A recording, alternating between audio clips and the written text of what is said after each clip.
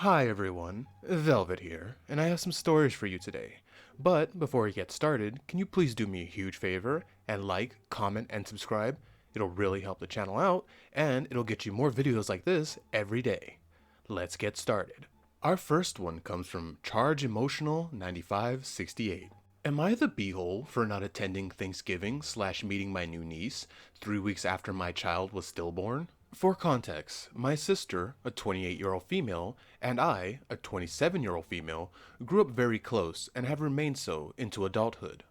We were each other's maid of honor at our weddings, and our husbands are close friends now. We have regularly gone out on double dates, even triple dates with our brother and his fiancée for years.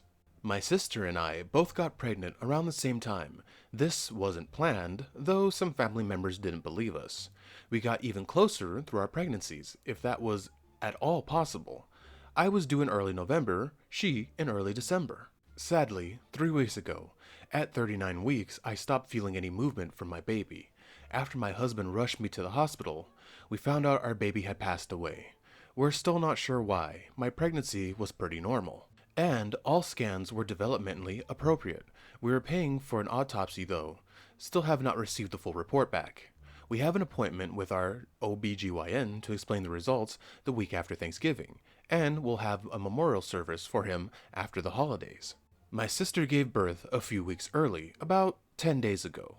We knew she was at high risk of early labor. She now has a beautiful, healthy girl, and while I'm filled with so much joy for her, I am also still heartbroken because we should have both been holding our babies this holiday season. In an effort to still be supportive, my husband and I prepaid for a 1-year diaper service. We both talked about wanting to do cloth diapering. She had cloth diapers on her registry. And I thought this would take a huge load off her the first year, so I sent a bouquet of flowers, and my husband dropped off the load of diapers at their house before they got home from the hospital. I'm trying to be supportive as best as I can, but I still cry every day after holding my still child in my arms just a few short weeks ago. Despite everything, my parents, sister, brother-in-law, brother, and fiancé still expect my husband and I to attend Thanksgiving. I've tried to explain that I know I'm not ready to be around a baby without launching into hysterics, which would undoubtedly ruin the holiday mood. I've started working on my grief with my therapist. But I didn't get an appointment this week due to the holidays, and I just haven't made that much progress yet. My explanations seem to fall on deaf ears. Are we beeholes for not wanting to attend Thanksgiving? IOP, no, you are not beeholes for not wanting to attend Thanksgiving. And I'm sorry for the loss of your child. That's a terrible thing to happen to anyone. But I don't understand why they don't get where you're coming from. Your sister has a baby, and that's really good of you guys for being supportive of her. You guys are good people for what it sounds like, but diapers are not cheap, so that has to be a load off her shoulders. But I don't see why your family can't understand and sympathize that seeing a newborn child when you should have had a newborn child would drive you into hysterics and would make Thanksgiving unpleasant for everyone. So, no, you are not the beehole. I get it. I would stay home too and just, grieve. You need to grieve. And our next one comes from Forest Spirit. Am I the beehole for telling my dad's wife that she's getting her karma and to leave me out of it? I, a 15-year-old female, am my dad's affair baby. My mom didn't know he was married and broke it off when she found out, but she was already pregnant. She decided to have me and has always been a great mom to me. A lot of my friends don't get along with their moms, but mine is really cool, and I wouldn't trade her for anyone. My dad takes me out on the weekends to do things, and visits on the holidays, but I've never lived with him or anything. When I was younger, he had to take me to his house for a few hours one time when my mom was really sick and his wife yelled at him. I had to stay in a bedroom away from her because she was so mad. My mom explained the cheating when I was older, and realized how weird this situation was compared to friends with divorced parents. I have feels about it, but he's my dad, so I try not to think about it a lot. I know my dad's wife hates me and is the reason I can't see him anymore. So yeah, she has a reason to be mad at him, but also screw her. So, a couple months ago, my dad started asking if I would like to spend the whole weekends with him. I said I would be okay with it if it wasn't at his house. He said his wife wants me to come, and she's had a change of heart. It sounded really sus, so I said no. Then this weekend, she wanted to come have lunch with my dad and me. She said that she realized how important I am to my dad, since they can't have kids now, and that she would like to make up for all of it and be my stepmom if I would let her. It really made me mad because my whole life she's made it really hard to see my dad, and now she wants to be nice. I might be the beehole. I told her that if she can't have kids, that's karma for how she treated me, and she's never going to be anything but my dad's wife. She started crying, and my dad told me later that was a terrible thing and I needed to apologize. My mom said she put me in an unfair situation, and I should probably avoid talking to her right now because she's having to deal with infertility and hasn't really gotten over things. Am I the beehole? I feel like she kinda deserved it. Hi, OP. I don't think you're the beehole on this one. Maybe a little bit cruel to the lady, but maybe not, because the way she's been treating you, like garbage every time you want to go see your dad, yeah, that would anger me too. And then, after she's treated you like crap for, I don't know how long it is, but it's probably been a while, she expects you to play nice because she can't have a child, and now she wants to be your stepmom? Funny how she sees you as a nuisance and a bother until she can't produce a child for your father. Something to think about. Personally, OP, if I was in your shoes, yeah, I wouldn't want her as a stepmother either. She sounds like she's a terrible person. And if in the future they are able to conceive, you know she's gonna toss you aside. Keep doing what you're doing, OP. Our next one comes from Imaginary Tap 2473. Am I the beehole for telling my girlfriend that I get to decide who lives in my house? My girlfriend, Alice, a 34-year-old female, and I, a 34-year-old male, have been together for a while now. Although we are not married, we live in my house. We are discussing marriage options, though. The issue is, as my parents are getting older, I had recently moved to the USA. I wanted them to remain together with me, and so they did. I offered to bring them here. They are agreeable to the idea.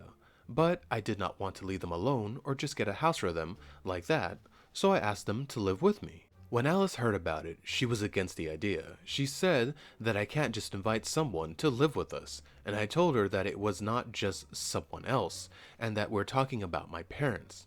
She said that she does not want that, and asked me why I'm even doing it. I told her, well, they are my parents, and I want to look after them.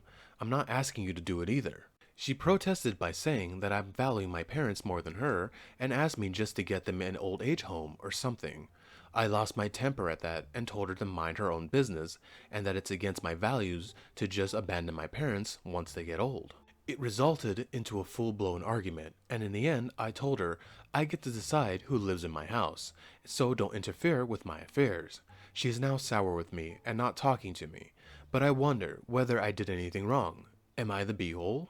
Edit. I told her about it to discuss it with her in the sense that I let her know beforehand, in advance, so she can prepare for it and also get her opinion, but she was against it from the very beginning. But as they are my parents, I did not want her approval per se, if that makes it clear. And no, she doesn't pay the rent. She's from the same culture as I am, and has taken care of her parents before. Not the same way I did, but she's done a lot for them herself. Another edit, as some deemed it necessary, we've been together for around 5 to 7 months. I'm gonna say you're, like, ever so slightly a beehole, because I get where she's coming from. Nobody wants other people's parents, in your living quarters, especially, people want to walk around their house the way they want to walk around their house, but it is your house. And I don't know about you, I love my parents, and if they're ever in any trouble, I would be there for them. So I would probably do the same thing as you if they needed it. And no, I would feel like garbage if I sent them to an old folks home. Those places are awful. I've visited people in those places. It's not great. And you've only been together for 5 to 7 months? I thought this was a whole, like, years and years. Um, I'm kind of with you. She doesn't want to get with the program. She can hit the road. It's not been that long. It's not like you guys have built a whole life together. And our next one comes from False Worldliness 66-4. Am I the beehole for giving my granddaughter a DNA test? This is about my granddaughter, Lindsay. Now, Lindsay is 15 and has it rough being the middle child, and she looks different from her siblings. I truly was confused on how she had blonde, curly hair, while the rest of the family has dark hair. I was being weird, but I love her. The issue came up when Lindsay told me her parents banned her from getting an ancestry test. I told my son and daughter-in-law that there was something fishy around her birth, and she needs to know. They denied it and told me to leave it alone. Now Lindsay is in high school, and she went to her biology teacher. To put it bluntly, the teacher said it was odd for her to have some traits. She came to me in distress, asking me to buy her a DNA test, since she needs to know. Long story short, she's not her mother's kid.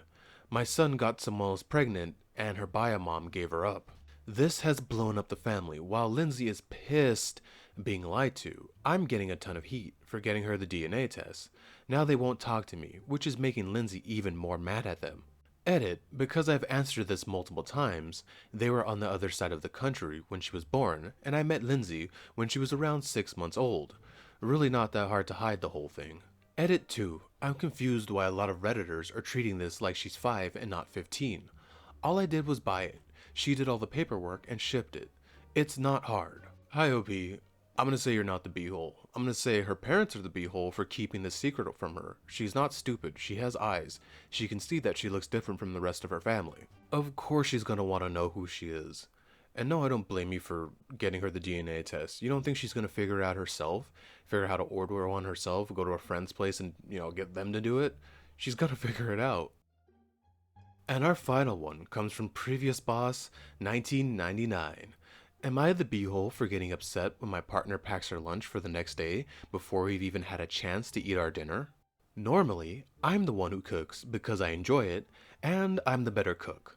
When my partner gets home from work, the meal is usually ready, or close to ready. She sets the table. It's just us, no kids, and usually she will wash her lunchbox and immediately pack her lunch for tomorrow straight from the stove. This is done before we even had a chance to sit down and eat the meal I've cooked.